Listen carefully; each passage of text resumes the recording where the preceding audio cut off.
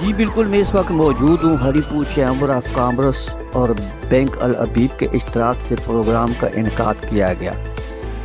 Chamber of commerce میں NAST کے chairman ملک مدثر الرحمان نے اس پروگرام کو آرگنائز کیا اور چیف آرگنائزر کے طور پر اس میں سب سے پہلے تلاوت قرآن کریم کے پیش کی گئی اور بینک العبیب کے برانچ منیجر رمیار الاسلام ان کو دعوت دی گئی، جنہوں نے پورے پروجیکٹ کے بارے میں تفصیلی گفتگو کی، معلومات دی گئی۔ آج کے اس بینک میٹنگ کے ایجنڈا میں یہ پروگرام بتایا گیا کہ جو خواتین کے معاشی طور پر جو شکار ہیں ان کو آسان اقساط پر قرضوں کا اہتمام کیا گیا۔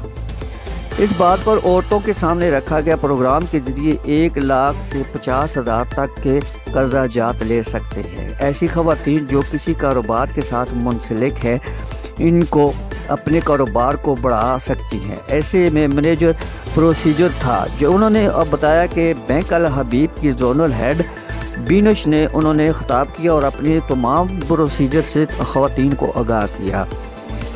اس حوالے پہ جو صدر طیب سواتی صاحب اور سید صفدر زمان شاہ صاحب نے عوام الناس اور خواتین سے اپنی گفتگو کا اظہار کیا اور کاروبار کے وسیع تر کاروبار کے لیے ان کو ٹپس دی۔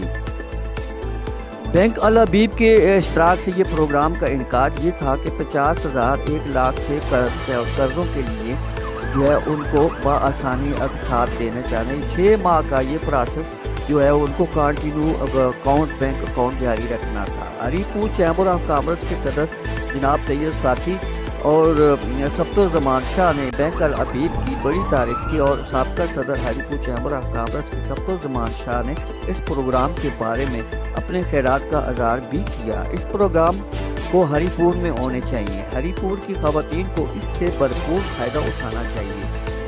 یہ ایسا پروگرام سے فائدہ اٹھا کر خواتین معاشی پریشانیوں سے نجات حاصل کر سکتی ہیں۔